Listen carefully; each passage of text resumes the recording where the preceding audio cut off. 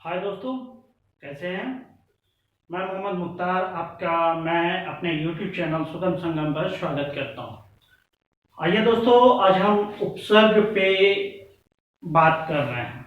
हालांकि पिछले वीडियो में हमने उपसर्ग से संबंधित सारी परेशानी हल कर दी थी, लेकिन मेरे मन में ख्याल आया कि फिर भी कोई परेशानी रह गई है जो उस पर बात की जाए, और वो ये है कि हम कुछ उदाहरण के द्वारा हम यह समझाने का प्रयास करें कि उपसर्ग आखिर बनता कैसे है, या उपसर्ग किसी शब्द में लगता है या लगा हुआ है वो किस रूप में होता है, उसको हम अलग करने के लिए कैसे सीखें।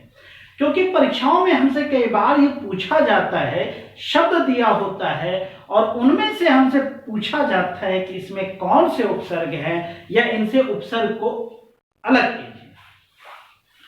तो इसी कड़ी में आज हम इस वीडियो में बात करने वाले हैं कि किसी भी शब्द में उपसर्ग जो लगा है उसे अलग कैसे करना है और उस उपसर्ग को पहचानना कैसे है। तो आइए दोस्तों, आगे बढ़ने से पहले आपसे निवेदन है कि अगर आप चैनल पे नए हैं तो आप वीडियो को लाइक कीजिए, सब्सक्राइब कीजिए, कमेंट कीजिए, शेयर कीजिए, क्योंकि दोस्तों हम बहुत ही आसान तरीके से हिंदी व्याकरण को समझने का और समझाने का प्रयास करते हैं जो आपको लंबे समय तक याद रहे और आपको परीक्षाओं में बखूबी बहुत ही अच्छी तरह से आपको मदद करे। आइए बढ़ते हैं दोस्तों, हमने यहाँ पे कुछ शब्द लिखे हैं जिससे हमें उपसर्ग को अलग करना है। तो दोस्तों इसके सहारे हम संधि विच्छेद को भी देखेंगे। तो एक बात और कि आप उपसर्ग को तभी अलग कर पाएंगे जब आपको संधि विच्छेद अच्छी तरह आता। तो संधि विच्छेद कोई बहुत बड़ी बात नहीं है। संधि विच्छेद से संबंधित वीडियो प्लेलिस्ट में अवेलेबल है, आप उन्हें देखिए और उसके बाद इन्हें देखिए। क्योंकि संधि विच्छेद अगर आपको अच्छी तरह आता है, आप किसी भी शब्द का संधि विच्छेद अगर आसानी से और बहुत अच्छी तरह से कर लेते हैं तो आपको मुझे उम्मीद है कि उपसर्ग को अलग करने में कोई ज्यादा परेशानी नहीं होगी। आइए दोस्तों बढ़ते हैं। जैसे कुछ शब्द हमने लिखा है, इससे हमें उपसर्ग को अलग करना है।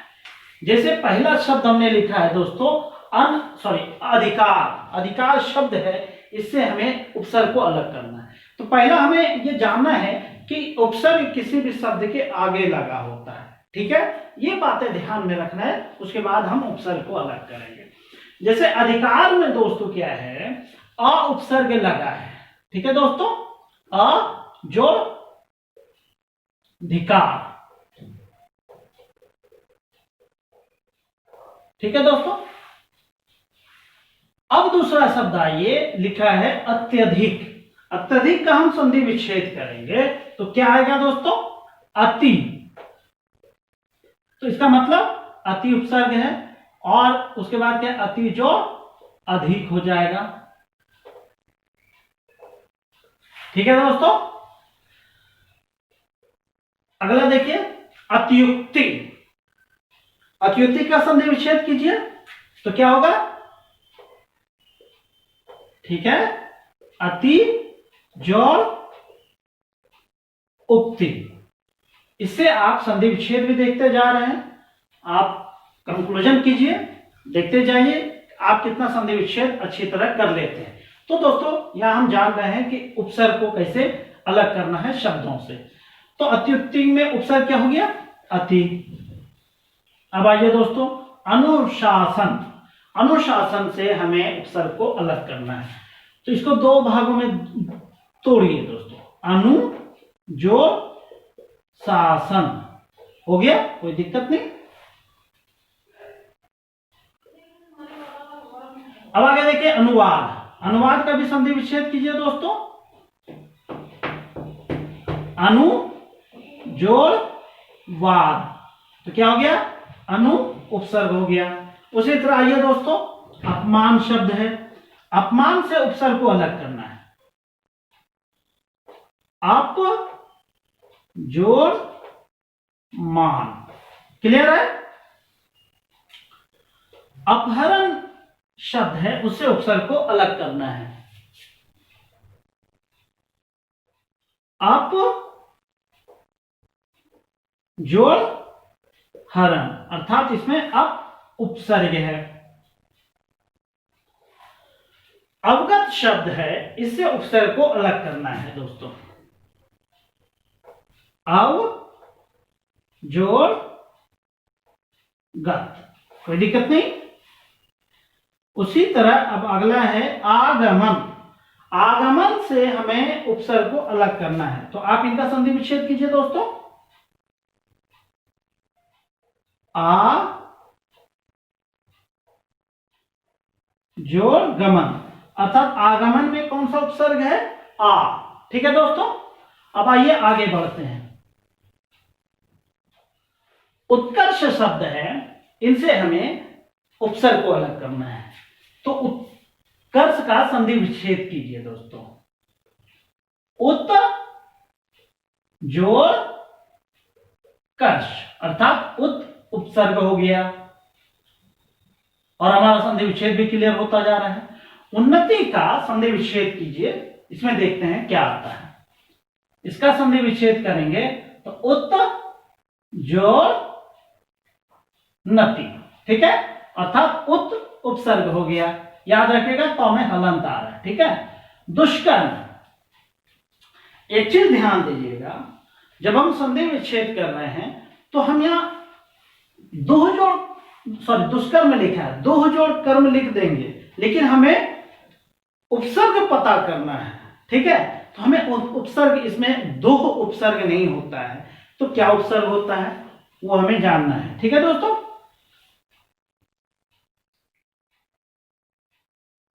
दुस जोड़ कर्म, यहां मूर्धन्य स्व है, लेकिन यहां दंत स्व हमने दिया है। मूर्धन्य स्व वो दंत स्व में बदलता है दोस्तों। ठीक है, ये चीज याद रखिएगा। दुर्वस्था, इससे हमें संधि विच्छेद करना है। दुह जोड़ अवस्था भी कह सकते हैं, लेकिन हमें उपसर्ग लेना है, दुह उपसर्ग नहीं होता है, क्योंकि उपसर्ग की संख्या निश्चित है, आपने पिछले वीडियो में देखा है। तो क्या है भाई इसमें उपसर्ग? दुर जोड़ अवस्था। ठीक है, परिजन का आप संधि विच्छेद कीजिए। परि जोड़ जन, अर्थात इसमें परि उपसर्ग है। उसी से मिलता जुलता परिक्रमा शब्द है, तो परिक्रमा का संधि विच्छेद कीजिए दोस्तों। परि जोड़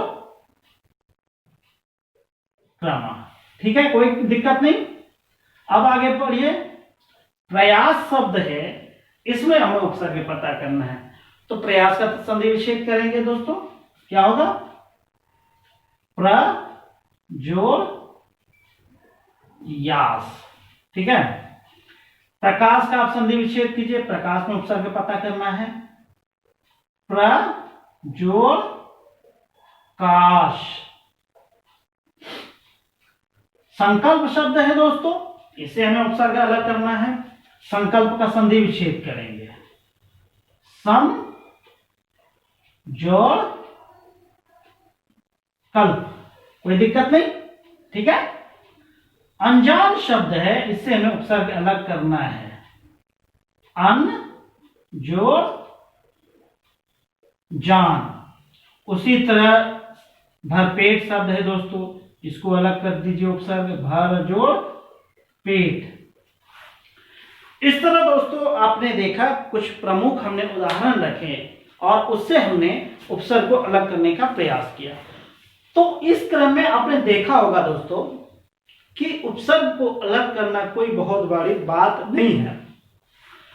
कहीं कहीं पे हमें ध्यान रखना है, जैसे हमने ये दुष्कर्म शब्द में देखा कि संधि विच्छेद कर तो रहे हैं, लेकिन हमें ध्यान रखना है, आंख कान खुला रखना है, आंख कान मूंद के हमें नहीं बता देना है, क्योंकि थोड़ी सी चुप होने से हमारा जो है कि आंसर गलत हो जाएगा।